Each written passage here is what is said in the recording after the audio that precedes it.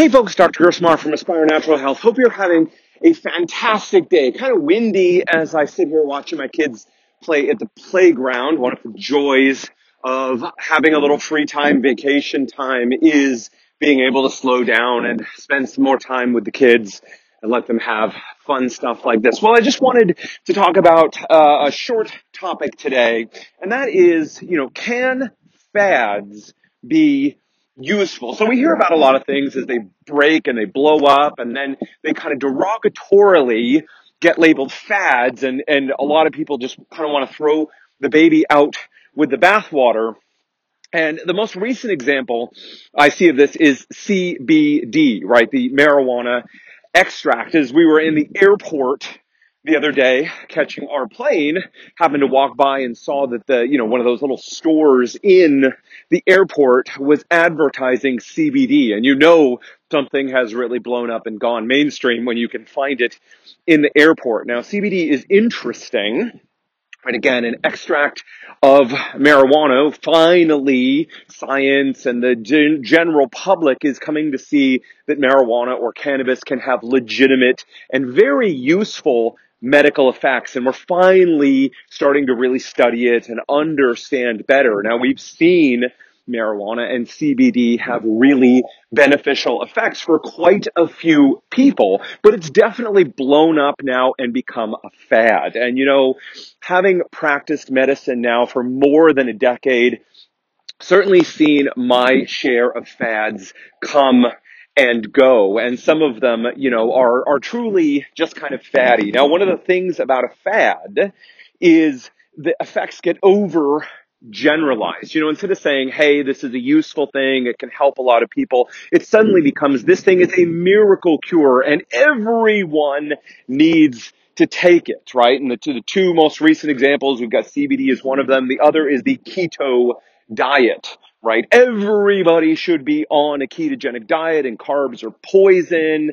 You kind of hear these overgeneralizations. And when you hear about anything, whether it's a supplement or a gadget or a diet, and people are saying that everyone should take it and it helps with everything, that thing is a fad. Now, can fads be legitimately useful? And the answer is, of course they can. Can fads be all hype and blown up, right? Does everybody need a pet rock, right? Or anything like that? Of course they don't. But often there is a kernel of truth in a fad, and it's sussing that out and understanding, something is a fad. You're hearing about it a lot. You're seeing it. It's on the internet. Now, of course, realizing that things really only become fads when someone is selling something. So when something is a fad, I think it's prudent to be a little extra skeptical. But what we don't want to do is throw the baby out with the bathwater. Can fads be useful? The gluten-free diet, a great example of a fad.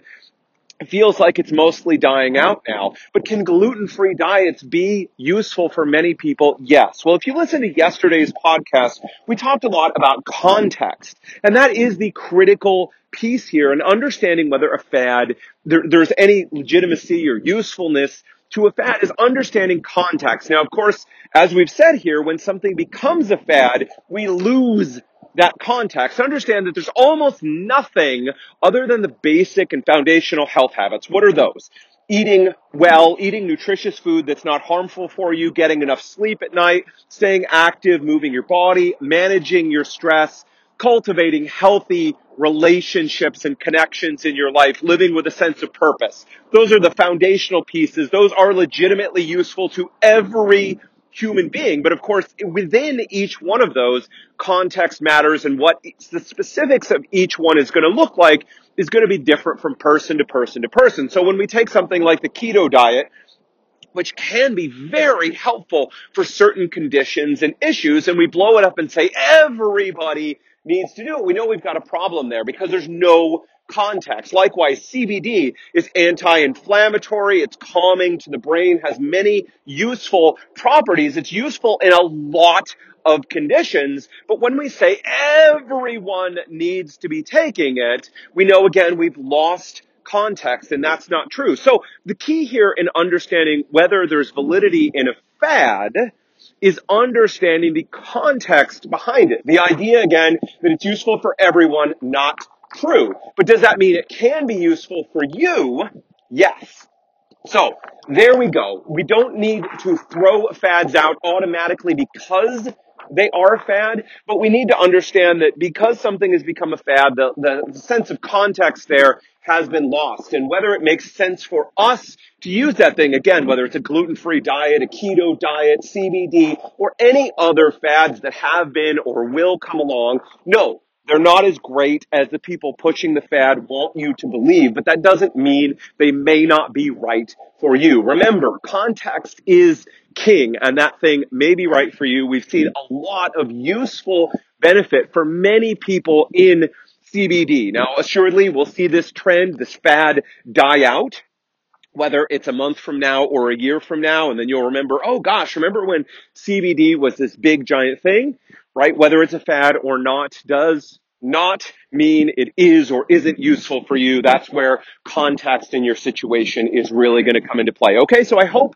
that is helpful. One of the things that's so confusing for people is seeing these fads and trends come and go, and maybe your friends or your family or a medical professional, blogs or podcasts are telling you this is the next greatest miracle cure. Please understand there are no miracle cures, but that thing may be really helpful for you. All right, that is it for me today. Speaking about fads and miracle cures and understanding what's going on and defeating overwhelm and confusion. Have you picked up my best-selling book, The Clear Path to Health? I'm immensely proud of it. And the focus there is not on the tactical level, like take 2 of these or 2 of those, or do this particular diet or that particular diet. Instead, to defeat this confusion and overwhelm, we've zoomed back to the principles of health and disease. It's taken me a decade to understand these, and I've distilled them in an easy way for you to understand in this book. We've had people tell us that by reading this book,